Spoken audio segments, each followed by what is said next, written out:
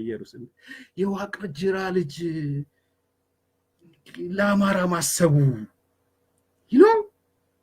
አንድ ነገር ልንገርህ የዋቅር ጅራ ልጅ ብለህ የምትጽፉ ሰዎች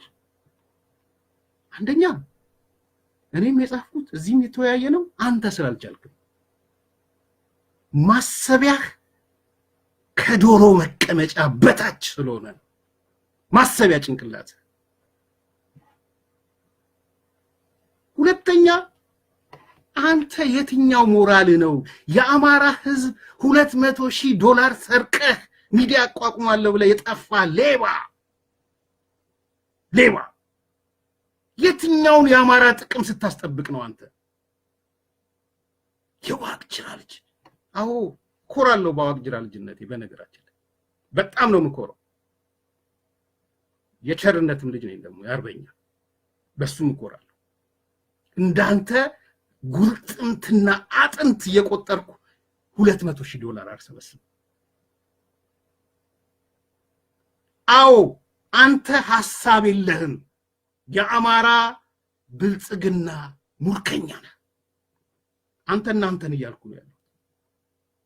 ለወያኔ ወለል ያነጥፍ ምናምን አንተ ነህ ለወያኔ ወለል ያነጥፍክ ያለው አናቃቸውላ አመራሮቹ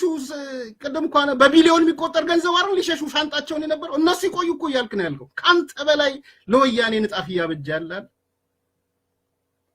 ከጎጠኝነት ያላለፋችሁ እከሌ ያው ጎንደሬ ነው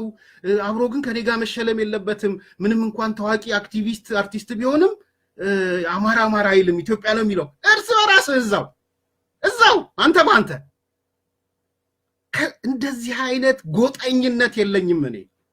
ለአማራ ህዝብ ስቆም አማራ ስለሆን ኦሮሞ ስለሆን ትግሬ ስለሆን ወላይታ ስለሆን ኢትዮጵያዊ ስለሆን አማራነት ኢትዮጵያዊነት ነው ኦሮሞነት ኢትዮጵያዊነት ነው ስለዚህ የዶሮ መቀመጫ ያነሰ አይምሮህን $200,000 ለመስረቃው ነው ግለሰብ አይደለም የተናገር ቡድኖች ስለሆናችሁ ነው ምናገራችሁ የዋቅ ጅራ ልጅ so what ባንተ ቤት የዋቅ ጅራ ልጅ ኢትዮጵያ አይደለም ወይስ ባንተ እንኳን የዋቅ ጅራ ልጅ ከሌ የሚባል አክቲቪስት አርቲስት አማራ አይደለም ብለህ ሽልማት የምትወስድ ስለዚህ ራሳችሁ ይታዩ ስለዚህ ከጎጠኝነት ያላለፈ ጥቅመኛ ሌባ እንዴት ሐሳብ እንደዚህ ይመነጫል ብሎ ስለሚያስብ በዚህ ዙሪያ የሚሰለፍ ብዙ አለ እንጂ መሰረተ ሐሳቡ ላይ ግን ለምንድን